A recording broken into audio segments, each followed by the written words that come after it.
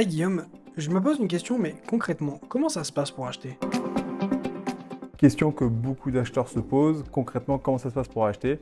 Il y a plusieurs étapes. Alors la première, c'est définir ton budget. Pour ça, nous, par exemple, on travaille avec des partenaires financiers, avec des courtiers, qui vont pouvoir définir clairement ta capacité d'emprunt. Une fois que tu l'as défini, tu pars en recherche de ton appartement ou de ta maison, et là, tu peux passer par exemple par une agence. Nous, on travaille chez Foncia, on est des commerciaux hyper qualifiés, il n'y a pas de souci.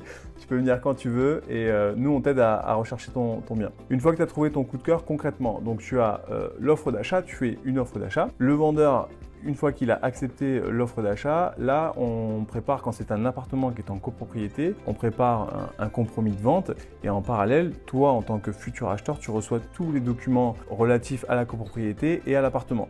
C'est la loi Allure qui encadre la liste de documents qu'on doit te fournir, donc tu reçois tous ces documents. Une fois que tu as lu tous ces documents et que tu es OK avec tout ça, le projet de compromis est validé par le vendeur et par toi-même, par l'acquéreur. On signe le compromis de vente. Une fois que le compromis de vente est signé, nous on a la capacité de le rédiger et de le signer en agence. Une fois qu'il est signé, on envoie le dossier complet au notaire qui va s'occuper d'instruire le dossier. En général, avec ce compromis de vente, toi, si tu as la nécessité de faire un prêt, tu vas solliciter ton établissement bancaire ou ton courtier pour qu'il justement il aille débloquer les fonds sur la base du compromis de vente. Une fois que tu as obtenu tes offres de prêt et que le notaire, lui, il a finalisé l'instruction du dossier, on va pouvoir passer à l'acte authentique. C'est le moment où l'argent va être débloqué de la banque et où toi tu vas payer le vendeur via le notaire. Voilà. Concrètement, entre l'offre d'achat et l'acte authentique, en général, on a coutume de dire qu'il se passe environ 3 mois.